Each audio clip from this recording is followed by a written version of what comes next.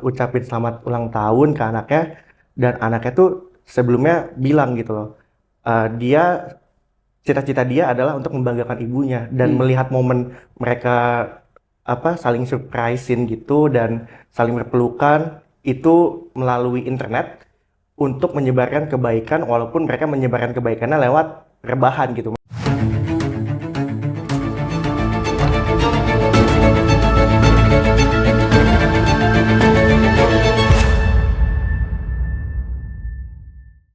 Halo Berdampak People, kita kembali lagi di episode Berdampak Talks, di mana kita percaya bahwa setiap orang bisa berdampak dalam aktivitas apapun dia sehari-hari. Dan kali ini tamu kita adalah Bro Almo yang dari sejak muda sudah berpikir untuk berdampak apa yang bisa dilakukan untuk komunitas yang pada masa pandemi malah memikirkan hal apa yang bisa dilakukan sebagai manusia untuk berdampak buat lingkungannya. Oke, kita sambut Bro Almo. Halo Mas apa Afasi, kabar, Bro? baik. Ya, kita akan berbincang mengenai berdampak ya. Ya, Tapi tentu saja supaya bisa berdampak kita harus sehat. Ya, sehat. kita minum jus dulu Kita sebelum minum jus ngobrol. dulu. Enak, bener. Ya, Ya, biar aku suka jus sehat yang berdampak. campuran kayak gini. Ya, Oke,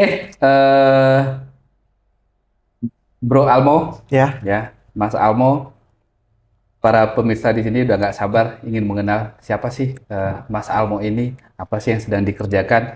Tapi ya. sebelum kita ngomongin terkait dengan berdampaknya, mungkin saya ingin mengulik lebih dalam dulu. Mas Almo itu Boleh. siapa sih?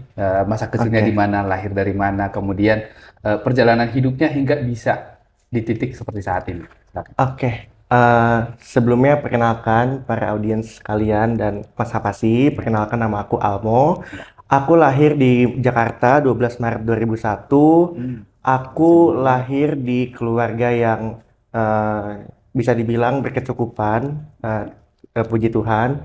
Dan aku dibesarkan oleh keluarga yang selalu mengutamakan pendidikan, dan untungnya sih selalu bisa menurut aku untuk bisa menghasilkan dampak gitu. Oke. Sesimpel dari berdonasi dan segala macam Oh, dari kecil gitu. ya, udah diajarkan ya? Iya, mamah aku tuh orangnya suka yang ke panti asuhan dan segala macam. Jadi bahkan aku pun, ini ada cerita lucu sih sebenarnya. Dari kecil tuh aku punya kebiasaan, ketika aku disupirin sama atau papa di mobil, aku tuh kalau ngelihat pengamen atau pengemis di lampu merah, aku selalu minta mereka untuk ngasih uang. Karena kalau mereka lewatin aja, aku nangis sampai mereka puter balik gitu. Jadi mungkin kebiasaan itu yang Walaupun macet. walaupun macet, Iya. ya. Dan aku sebagai orang dewasa sekarang sadar kenapa mereka nggak mau puter balik. Ya. Dulu aku nggak mau tahu, aku harus ngasih. Tapi itulah yang mungkin jadi membentuk kepribadian aku sekarang. Aku mungkin nggak mau dibilang yang suka nolong dan selalu positif atau segala macam, tapi aku selalu berusaha yang terbaik untuk bukan hanya memikirkan diri aku saja, tapi orang-orang di sekitarku gitu. Oke, nah itu berarti lahir di Jakarta, Ya, kemudian and then apa kuliah terus. aku lahir di Jakarta dan aku sekarang tinggal di Depok. Aku SD sampai SMA di di Sekolah Karitas di Pondok Labu. Oke. Ketika kuliah aku di Bandung, Oh. di Unpar. Lalu aku sekarang lagi S2, lagi tesis juga, doain teman-teman. Oke, ya. Lagi S2 di UI, dan S1 dulu aku ambil hubungan internasional, dan S2 aku ambil American Studies. Oh, lebih Gitu. fokus. Lebih ya. fokus, Ya. iya. Oke, nah terus gimana tuh lahirnya? Apa? Kasih Kasih balik balik. atau giving back ya berarti artinya ya? Giving back, Ya. bener. Jadi idenya adalah nama kasih balik itu sendiri, bener, giving back to the community. Eh, kita pengen berterima kasih dan kasih balik kepada masyarakat setelah kita menerima begitu banyak dari mereka gitu. Dan kita mulai dari COVID tahun 2020. Oke. Sebenarnya bukan aku yang memulai, ada teman aku foundernya namanya Gio, shout out untuk Gio. Dia eh, menginisiasi gerakan di mana pada saat itu kan kita nggak bisa ngapa-ngapain ya, COVID. Daripada kita nggak ngapa-ngapain, kita mending bantu orang-orang yang sekiranya lebih terdampak dari COVID, eh, gitu. Jadi kita bikin satu organisasi yang intinya organisasi itu mendorong anak-anak muda untuk bisa lebih terjun ke dalam dunia pengabdian masyarakat dan dinamakan Kasih Balik, begitu. Oke, berarti itu masih pada masa kuliah, berarti masih pada Masih mahasiswa kan? kuliah, iya. Dan itu sebenarnya lagi nggak bisa kemana-mana. Iya, lagi nggak bisa kemana-mana dan di tahun itu sampai pada tahun 2021 di mana PPKM itu masih kuat banget di Indonesia, kita operasinya lewat online. Jadi apa yang kita lakukan adalah selain kita bikin konten pada umumnya, kita Oke. adain challenges, kita adain campaign-campaign online supaya orang-orang di Indonesia yang kita bisa raih melalui internet untuk menyebarkan kebaikan, walaupun mereka menyebarkan kebaikannya lewat rebahan gitu. Mereka sebar konten kebaikan lewat rebahan, sesimpel itu. Tapi mereka juga bisa berdampak gitu, harapan kita. Oke, jadi ini kumpulan mahasiswa itu satu kampus semua. Betul. Para founding father aku juga.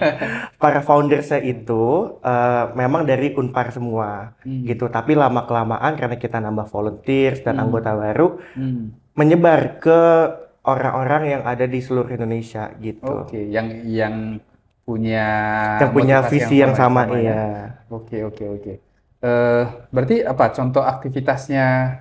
Artinya, Iya. berarti ada perubahan kan? Iya. Dulu itu kan COVID yang semuanya rebahan dan online Iya, gitu kan. betul. Sekarang mungkin udah ada variasi, ada offline-nya. Betul. Jadi semenjak 2021 itu kita mulai ada pengembangan nih dari yang tadinya cuman online, cuman webinar segala macam.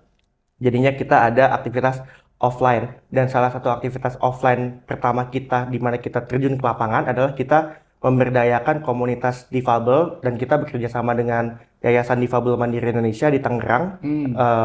Di sana kita membantu para difabel yang sekiranya masih punya pekerjaan informal untuk bisa terberdayakan dan bisa diterima di dunia kerja gitu. Terus tahun-tahun berikutnya kita mulai menyasar ke daerah-daerah lain seperti daerah daerah penggusuran yang ada di Jakarta Utara dan lain sebagainya gitu. Udah banyak ya? Iya udah. Tapi online-nya tetap. Iya, kita berjalan beriringan. Ada yang online, ada yang offline. Berarti Gitu. sekarang ada total berapa relawan tuh? Sekarang relawan total ada belasan, tapi ini udah diperlangsing dari sebelumnya yang bisa mencapai puluhan gitu. Untuk menjaga efektivitas aja sih sebenarnya. Oke, mungkin pada saat ada event, ada Betul, hiring kalau kayak gitu lagi ya, ada yang event dedicated. kita butuh rame Iya, gitu. karena itu juga kan untuk berapa tahun berarti dari 2020 udah Udah 4 tahun. 3-4 tahun ya? Ya, 4 Iya. tahun lebih itu kan nggak mudah. Pro bono kan? Iya, Iya, awalnya tuh kita mencoba pro bono. Jadi 2 tahun pertama itu struggle utama kita adalah selain mengembangkan organisasinya, yaitu mencari dana gitu. Karena kan nggak setiap aktivitas kita lakuin secara gratis kan, gitu. Nggak, maksudnya pro bono buat si Iya, para aktivisnya kan? iya betul. Iya. Dan setelah itu kita mulai mendapatkan dana dari setiap project kita. Dari situ kita bisa kasih insentif lah buat para volunteers kita supaya mereka itu nggak cepat bosan dikasih balik. Karena salah satu concern utama dari volunteering adalah pilihan antara mereka harus volunteering atau mengejar karir, mencari penghasilan yang tetap. Sementara kalau volunteer kan nggak ada gitu. Ya. Dan dengan kita kasih sedikit insentif itu membuat mereka jadi lebih semangat untuk volunteering dan menghasilkan dampak bagi sesama gitu. Oke. Nah, sebelum kita lebih lanjut, saya penasaran nih, Ya. Mas Almo ini punya motivasi dan juga sudah melakukan aktivitas terutama di Kasih Balik ini, siapa tokoh yang menjadi idolanya Mas Almo yang menginspirasi Mas Almo dalam hidup ini? Aku suka banget musik hip hop terutama. Oke. Iya. Terus salah satu artis yang paling aku dengarkan adalah Tupac Shakur. Di mana dia Tahu lagi? nggak tahu ya, Belum tahu. Siapa? Tupac. Tuh. Tupac. Hmm. Itu dia besar di tahun 90-an. Oke. Nanti bisa di-searching aja teman-teman. Eh, dia itu salah satu artis yang selalu bercerita tentang kondisi sosial, social commentary dan lain sebagainya. Hip hop ya. Hip hop gitu. Jadi dari sana aku belajar banyak nih tentang masyarakat itu kayak gini gitu. Terus fun fact, bukan hanya Tupac, dan dari Tupac juga aku bisa mendengarkan artis-artis yang lainnya seperti J. Cole, Eminem, Kendrick Lamar dan lain-lain.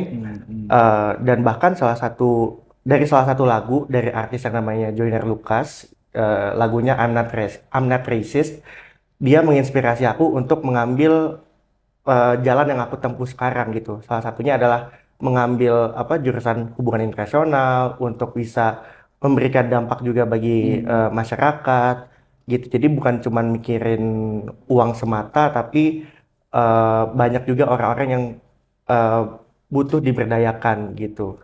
Hanya dari lagu gitu. Dari musisi ya, Dari musisi, inspirasinya iya. ya. Oke, nanti coba kita lanjut lagi. Ini kita mau memperdalam nih terkait dengan aktivitas berdampak ya. Ya. Tapi saya ingin bertanya nih, menurut Mas Almo apa sih definisi berdampak menurut Mas Almo? Kalau menurut aku berdampak itu definisinya sangat luas, karena kan dampak sendiri bisa dampak baik, dampak buruk, dan lain sebagainya. Tapi apa yang aku coba tekankan adalah jadi diri sendiri aja, ngelakuin apa yang kita pengen, karena dari situ kita dengan sendirinya akan meninggalkan legacy, meninggalkan dampak yang mungkin bermanfaat bagi orang gitu.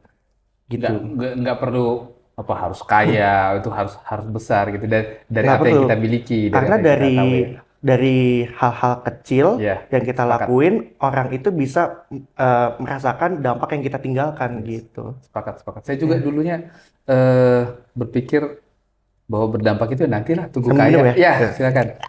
Nanti tunggu kaya, tunggu sukses dulu gitu. Nah, tapi akhirnya ternyata kita bisa melakukan itu dari sejak kecil, dari apapun yang kita miliki saat ini. Iya. Karena kita masih hidup, berarti ada hal yang bisa kita syukuri, ada hal yang kita miliki, dan Betul. dari situ kita bisa memberikan dampak. Gitu. Betul banget. Nah, oke. Nah, sekarang kita coba gali lebih dalam. Ada nggak sih Mas pengalaman-pengalaman unik selama menjalani kegiatan berdampak di Kasih Balik? Pengalaman unik, Ya. setiap pengalaman aku dikasih balik itu pengalaman unik. Karena setiap kali aku terjun ke lapangan dan mendengarkan cerita dari komunitas yang kita berdayakan, itu semuanya unik. Tapi mungkin kalau ada satu pengalaman yang paling unik, aku boleh cerita ketika kita lagi ada program pemberdayaan namanya Kasih Balik untuk Pondok Kasih Bersaudara. Dia itu satu tempat di daerah Jakarta International School, di sampingnya gitu, di mana di situ tuh sebagai tempat di mana orang-orang yang tinggalnya ilegal gitu, nggak punya KTP dan segala macam gitu. Jadi ada satu momen ketika ada satu tokoh masyarakatnya di sana namanya Pak Thomas. Dia itu sedang memperkenalkan satu anak gitu ke kita. Dia bilang kalau anak ini tuh sebenarnya keluarganya nggak harmonis, terus ibunya. Tapi ibunya tuh sangat bekerja keras untuk menghidupi dia gitu. Bahkan di saat itu juga ibunya lagi kerja dan tanpa henti gitu.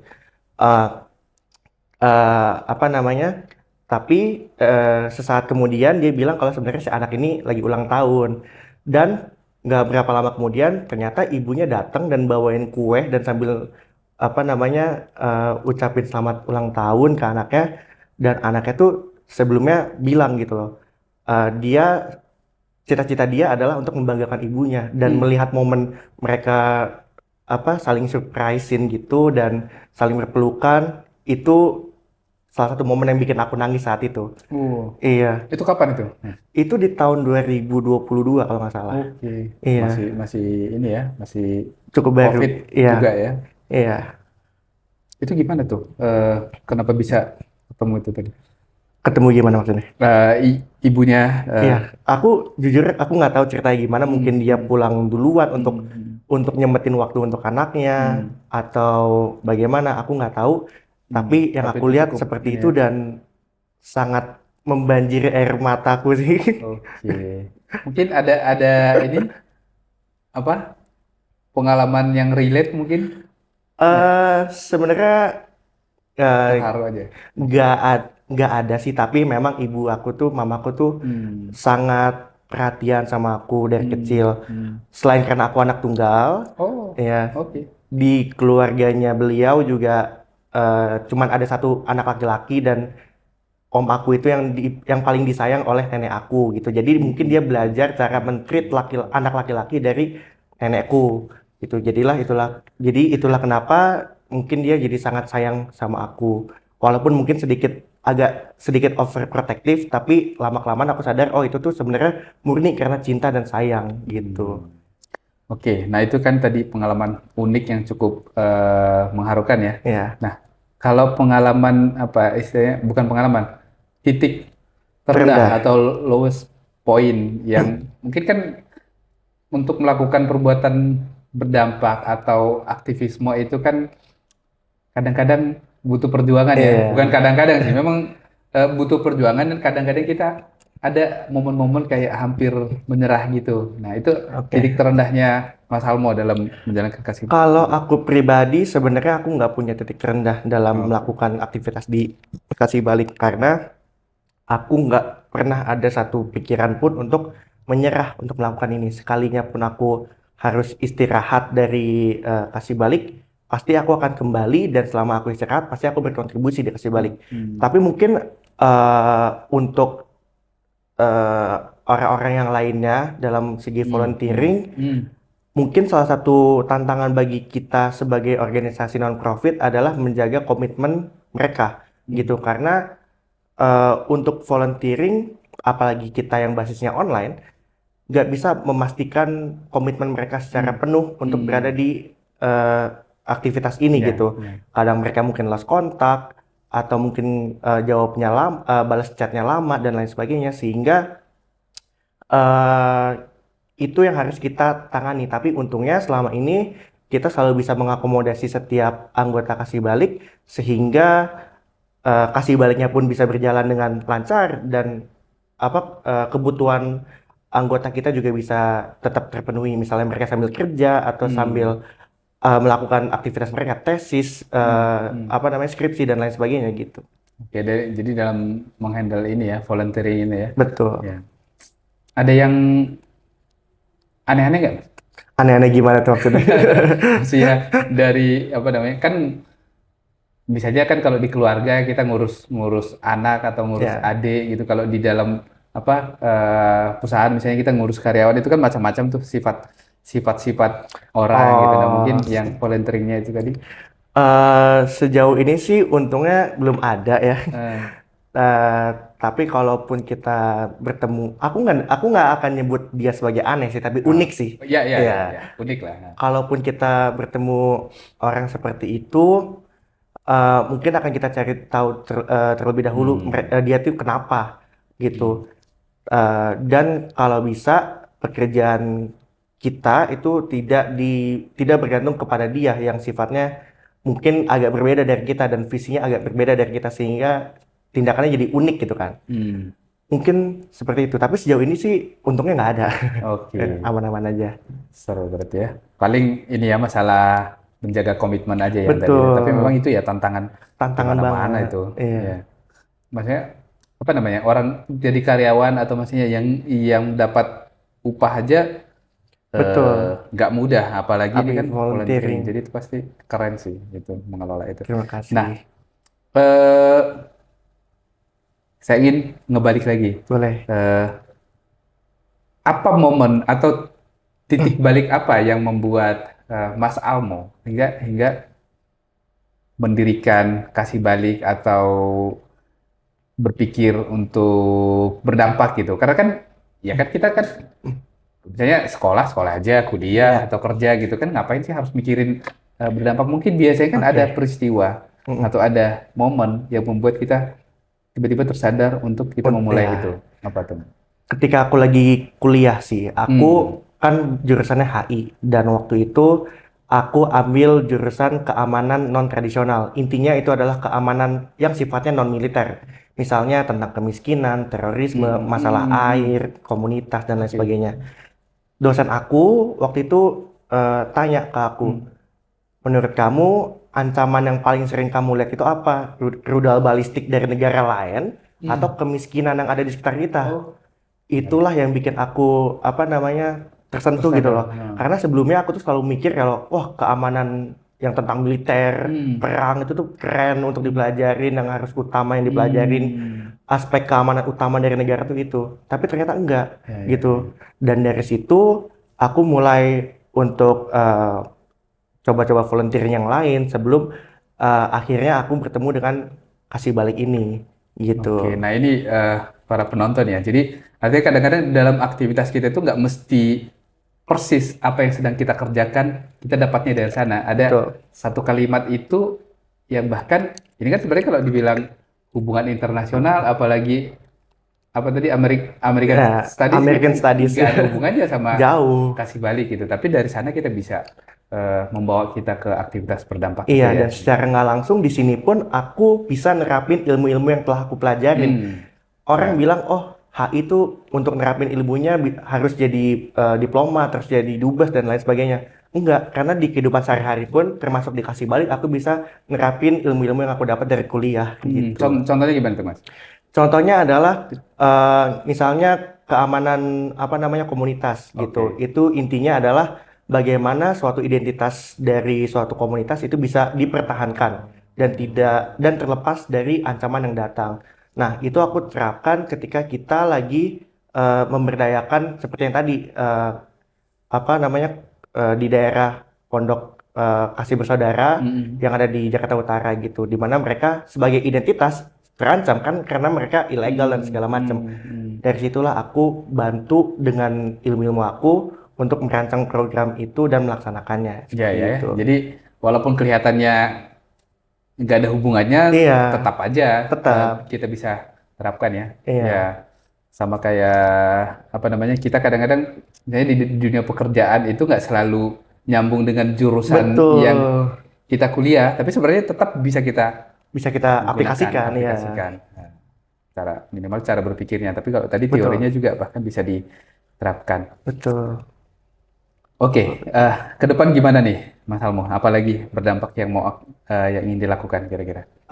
Untuk kasih balik, ini sebenarnya dari founderku ya. Hmm. Founder kasih balik punya cita-cita terbesar untuk dinaungi oleh Kementerian Sosial. Tapi itu Oke. sangat besar dan sangat jauh. Oh, Dan kenapa? Hmm. karena kan kita masih berjuang Hmm. gitu. Hmm.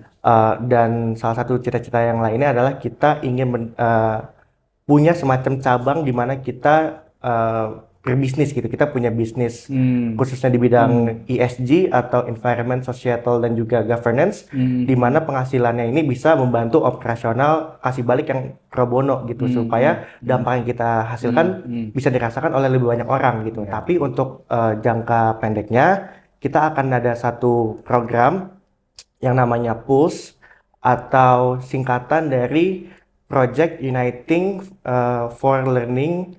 Sorry, aku lupa. Aku akan nyontek dulu. Maaf ya Oke. teman-teman, Ya. karena namanya susah. Tapi seru kayaknya Iya, singkatannya itu. PULSE itu adalah singkatan dari Project Uniting Learners for Social Environment, di mana Hmm. itu adalah semacam kompetisi online Hmm. untuk para mahasiswa dan hasil dari kompetisi itu mereka bisa langsung berdampak kepada UMKM. Kompetisinya apa? Tunggu nanti di Instagram kasih balik. Nah, Oh. mereka bisa berdampak langsung ke UMKM, tapi selain dari itu, pemenang dari kompetisi ini juga bisa dapat pengalaman internship dan juga bekerja di perusahaan yang kita kerjasama gitu. Oke. Intinya seperti itu. Pulse. Pulse. Apa ya Ya, bahasa Indonesia ya? Itulah. itu singkatannya itu nanti kita Iya, tuliskan ya. Eh, itu menarik ya. Jadi iya. info lebih lengkapnya di Instagramnya @kasihbalik. Oke, nanti ditunggu karena menarik Iya, ya, bisa apa namanya intern juga, iya, dapat bisa dapat pengalaman pengalaman. langsung. Iya. Oke, eh, sekarang Mas Almot mungkin ada yang mau disampaikan buat pemirsa gimana sih biar kita bisa berdampak atau pesan-pesan untuk bisa terus optimis dalam berdampak dalam kehidupan. Oke, jujur aku tuh orangnya bukan yang filosofis, sehingga aku akan mengatakan hal-hal yang tadi udah kita sampaikan berdua, yaitu jalanin kehidupan seperti apa adanya aja, jadi diri sendiri aja, karena dari situ kita akan menghasilkan dampak dengan sendirinya, seperti itu aja sih. Yes, keren. Oke, nggak terasa kita berbincang-bincang, dapat banyak poin tadi Ya, dari Mas Almo. Nah, ini kan di akhir sesi Berdampak Talks ini, kita ada program ya, dari Sehat Berdampak, ya. Setiap narasumber itu bisa merekomendasikan yayasan atau komunitas yang akan kita bagikan jus secara gratis. Ada wah, oke. 50 botol jus. Tadi mungkin ada ini ya yang ngurusin anak-anak difabel atau kira-kira mau kita kasih Eh, kemana nih? Misalnya. Mungkin nanti aku koordinasikan dulu dengan tim ya, Yes. disalurkannya kemana gitu. Jadi karena kita punya program Ya, namanya Berbagi Sehat ya, dari ya, Sehat Berdampak itu kan visinya kita. Jadi kita bisa berdampak dari apa yang sedang kita kerjakan. Nah, kebetulan kan ini kita disupport sama Eats Sebuah punya visi sehat berdampak karena kita punya produk jus. Makanya berdampaknya dengan jus, jus, ya, berbagi sehat kita kesehatan, bagikan. ya, Kita mau menyehatkan banyak orang, tapi nggak semua orang punya kemampuan untuk hidup sehat. Nah, betul. yang kurang mampu kita bagi secara gratis. Jadi nanti Terima kasih. akan ada ini ya, kita akan kolaborasi dengan Mas Almo untuk membagikan Ya, terima eh, kasih. 50 botol cold press juice. Terima Oke, kasih. sekian episode Berdampak Talks kali ini. Jangan lupa untuk mengikuti episode berikutnya. Salam berdampak.